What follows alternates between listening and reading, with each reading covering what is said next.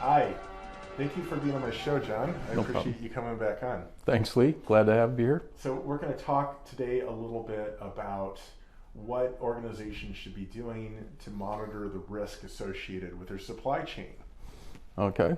And John, if you can, give me an understanding of what are the things that you look for when selecting a vendor, say, that might be hosting your data or Right. or running parts of your operation.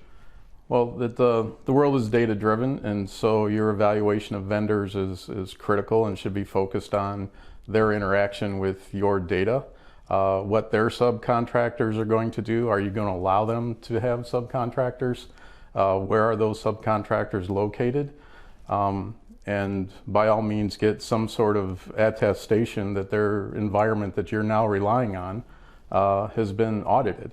You know, the SOC 2s, those types of things go a very long way in giving you some level of comfort that they are operating their controls effectively and that you can rely on them. Great. Can you explain to our viewers what essentially a SOC 2 certification is and why you care about that with a vendor? That one, the SOC 2, there's multiple ones, but a SOC 2 Type 2 is the standard. There's 5 trust principles associated with it. The biggest one used probably 75% of the time is security. And that's where the vendor would offer whatever service you're interested in. The SOC report would be scoped for that service, and then the auditors evaluate that service according to the security principle that's defined by SOC. So typically they're looking at physical security measures as Yeah. well that extend just beyond data, but Right. physical security measures that help to protect your data. Right. SOC defines objectives, and then the organization defines controls within those objectives. So the objectives are the boundaries, and then the organization defines the controls. But generally speaking, they are the IT basics: change management, software development, lifecycle, physical security, logical security, network security, data storage and security, transmission security. Those types of things are almost always covered under the security principle.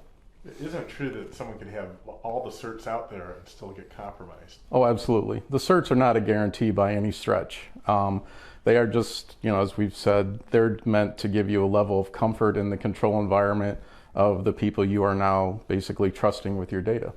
And so as you go out and you select vendors, if you do this diligence and you find vendors that have a certain level of attestation and various certs that you care about, that might help you if a data breach should happen, to show that you actually practice good faith and due diligence Yep. in selecting your vendors. No, absolutely, and HIPAA requires it. So if you did some sort of due diligence, at least you have a story to tell. If you don't have a story to tell, then that's where things start going off the rails almost immediately, because you didn't do anything, and that's never a good thing. Well, thanks for being on the show again. My pleasure. Thank you.